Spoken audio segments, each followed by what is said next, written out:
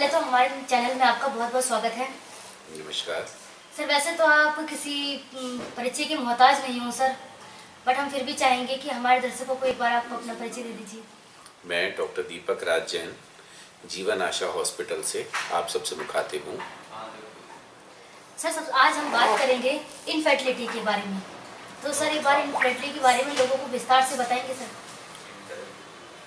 It's a very good topic which you have selected. आपने बहुत अच्छा टॉपिक उठाया, इनफर्टिलिटी। आज समाज में इनफर्टिलिटी बढ़ती ही जा रही है।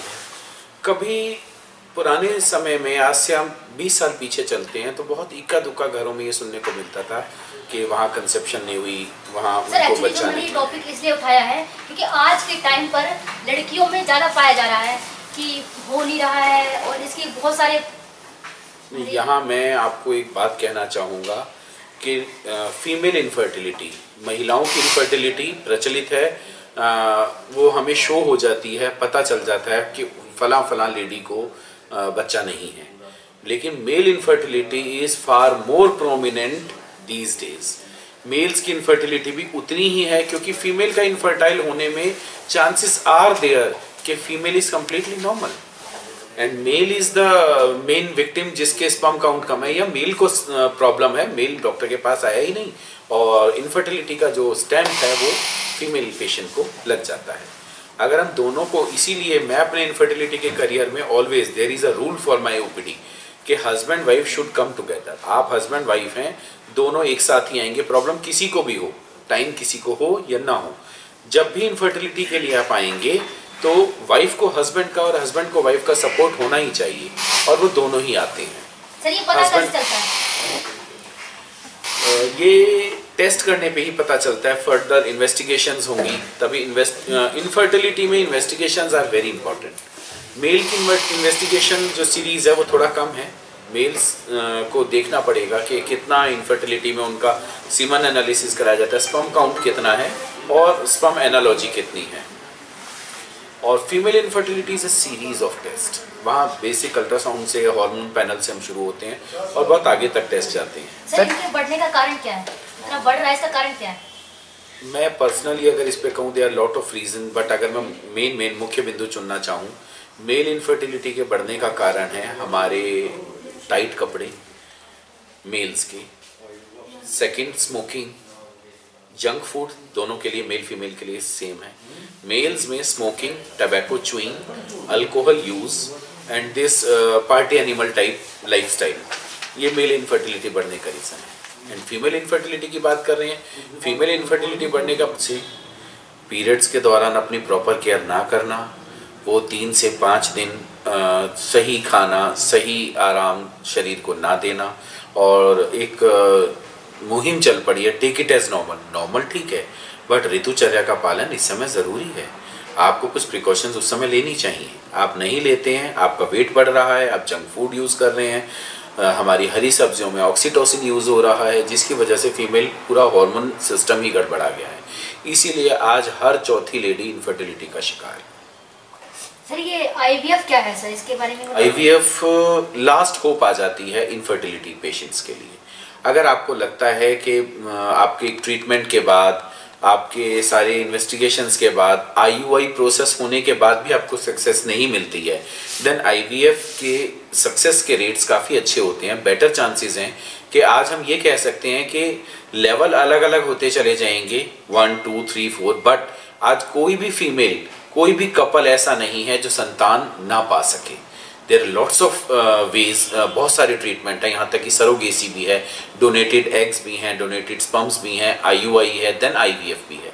अगर आप वहाँ तक जाते हैं तो डेफिनेटली आपका सपना साकार किया जा सकता है। सर, इसके चांस कितने हैं सक्सेस होने की? आईवीएफ के चांसेस काफ़ी ज़्यादा होते हैं। आईयूआई में पर्सनली मेरे हॉस्पिटल में हम 3 आईयूआईज कंसेक्यूटिव साइकिल्स में करते हैं, first month, second month, third month. अगर वो तीनों आईयूआई साइकिल्स सक्सेसफुल नहीं होते, then patient can go for IVF cycle. अगर पहले आईयूआई में रेट सक्सेस मिल जाती है आपको, then it's okay, otherwise second, otherwise third. IUIs में सिंस 15 ईयर्स अपने हॉस्पिटल में मैं कर रहा हूँ। एंड आईवीएफ में मेरे पेशेंट्स की, अगर मैं अपने पेशेंट्स की बात करूँ, मुझे 70% रिजल्ट मिला इन आईयूआईज। सर, इस क्षेत्र में आपकी सफलता का राज क्या है? फर्स्ट ऑफ ऑल तो मैं अभी यही नहीं कहूँगा कि मैं सफल हूँ। मैं उस दिन सफल कहूँगा जब मेरे पास आने वाले हर पेशेंट को 100% रिजल्ट मिलेगा। अभी हम कोशिश कर रहे हैं। 70% रिजल्ट से मैं सेटिस्फाई पर्सनली अभी नहीं हूँ। एंड मेरी सफलता अगर कहें कि क्या श्रेय मिलता है, परमात्मा। मैं ये मान के चलता हूँ कि परमात्मा ने हर स्त्री को ये बना करके भेजा है कि वो एक संतान को जन्म दे सके। जो कमी है, एक बहुत पुरानी मैंने एक वर्डिंग पढ़ी थी कि एक मूर्तिकार से कभी किसी ने पूछा कि आप अपनी इतनी अच्छी मूर्ति कैसे गढ़ लेते हैं पत्थर से। तो उसने जवाब दिया कि पत्थर के अंदर मूर्ति पहले से विद्यमान है, मैं केवल ऊपरी आवरण हटा देता हूँ, एक्स्ट्रा जो स्टोन्स हैं वो हटा देता हूँ। तो मैं भी रीज़न ढूंढ करके, और मैं इसमें अपना आयुर्वेद का ज्ञान भी इस्तेमाल करता हूँ, बिकॉज आयुर्वेद से और एलोपैथ का कॉम्बिनेशन इनफर्टिलिटी में सही गाइडलाइन देता है। सर एक क्वेश्चन लास्ट है, मैं आपसे ये पूछना चाहूँगी कि बच्चे अगर टाइम पे ना हो तो एक्चुअली फैमिली में एक बहुत दिक्कत वाली बात हो जाती है, बहुत दिक्कत हो जाता है। एक सोशल टैबू बहुत ज़्यादा है इनफर्टिलिटी को लेकर। इनफर्टिलिटी के पेशेंट्स को एक सोशल प्रेशर है, हर कोई पूछता है अभी प्रेगनेंसी नहीं हुई है। स्पेशली हमारी फीमेल पेशेंट बहुत सफ़र करती हैं। एक समय आ जाता है कि उनको ये आंखों में डर लगने लगता है, अब सामने वाला हमसे यही पूछेगा कि क्या अभी प्रेगनेंसी नहीं हुई, आप ऐसा कर लो, आप ऐसा कर लो। तो फर्स्ट ऑफ ऑल तो जो डॉक्टर्स, पेरेंट्स, इसके अलावा के रिलेटिव्स हैं, मेरी उनसे हाथ जोड़ के प्रार्थना है, इनफर्टाइल कपल से क्वेश्चनिंग बंद कीजिए, सजेशंस बंद कीजिए। उनके ऊपर एक सोशल प्रेशर आता है। जब उनके पास गुड न्यूज़ होगी, जब उनको सफलता मिलेगी, डेफिनेटली वो आपको सबसे पहले बताएंगे। ऐसी इनफर्टिलिटी की वजह से परेशान लोगों को आप क्या सुझाव देना चाहेंगे? इनफर्टिलिटी से परेशान कपल्स को पहले धीरज रखें। 1 साल तक, शादी के बाद कई लोग जल्दी में ही डॉक्टर्स के पास पहुंच रहे हैं, हमारे पास आते हैं, उनको यही समझाता हूँ 1 साल तक आप नॉर्मल ट्राई कीजिए। एक मैरिड कपल को नॉर्मल रिलेशनशिप में रहते हुए 1 साल इंतजार करना चाहिए। उसके बाद भी अगर प्रेगनेंसी नहीं है, then you can seek a doctor. Secondly, be patient. Patience बहुत ज़रूरी है। इनफर्टी के पेशेंट 1 महीने में, 15 दिन में रिजल्ट नहीं लेते हैं। इट टेक लॉन्ग टाइम, 2-2, 3-3 साल तक पेशेंट्स को इंतज़ार करना पड़ता है। और अगर बहुत जल्दी में कपल्स जो वेल टू डू हैं, अच्छी फाइनेंशियल कंडीशंस है, they directly go for IVF। But मैं ये कहूँगा IVF से पहले आपको नॉर्मल प्रोसीजर से ट्रीटमेंट के थ्रू जाना चाहिए, then IUI, then IVF। Sir अभी तक पेशेंट कहाँ से आपके पास आए? मेरे पास लोकल पेशेंट्स, नहर पार के गाँवों से पेशेंट, मेरे पास बुढ़ैना से पेशेंट आते हैं, मेरे पास धीरज नगर, एतमादपुर, हमारे आसपास के जितने एरियाज़ हैं, और मेरे ऑनलाइन कंसल्टेशंस के थ्रू मेरे पास ऑल ओवर इंडिया पेशेंट्स आते हैं। किस राज्य से कर सकते हैं? मेरे पास हरियाणा से भी पेशेंट्स हैं, इनफैक्ट मैं कहूँगा पंजाब से कुछ कम हैं। मेरे पास अलीगढ़ से पेशेंट हैं, राजस्थान से पेशेंट्स हैं, कई जगह से पेशेंट्स हैं। सर अभी तक कितने सक्सेसफुल हो चुके हैं? अगेन सेम रेशो, 70% केसेस मेरे सक्सेसफुल रहे हैं और उनके घर में किलकारियाँ गूंजी हैं, जो मेरे लिए बहुत बड़ी सेटिस्फैक्शन। अंत में क्या बोलना चाहेंगे सर? अंत में इतना ही कहना चाहूँगा, आज समाज को, हमारे कपल्स को, सभी को सुधरने की ज़रूरत है। जंक्स छोड़िए, नॉर्मल लाइफ अपनाइए। बहुत लिबरल, बहुत हमारी जो लेजर लाइफ है, बहुत आरामदायक ज़िंदगी जीने से कहीं ना कहीं शरीर को तकलीफ़ हो रही है। और एक सही समय पर सही डॉक्टर से मिलना, ट्रीटमेंट पहले ही दिन हो जाएगा।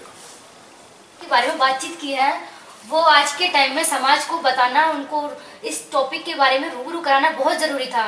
क्योंकि आजकल लोग जब इस स्थिति से गुजरते हैं तो वो ना किसी को बता पाते हैं, ना कुछ अपने बोल पाते हैं। अब आपने इस टॉपिक से उनको अवगत करवाया तो उनके अंदर भी एक अच्छी पॉजिटिव मैसेज जा रहा है, पॉजिटिव मैसेज आया होगा।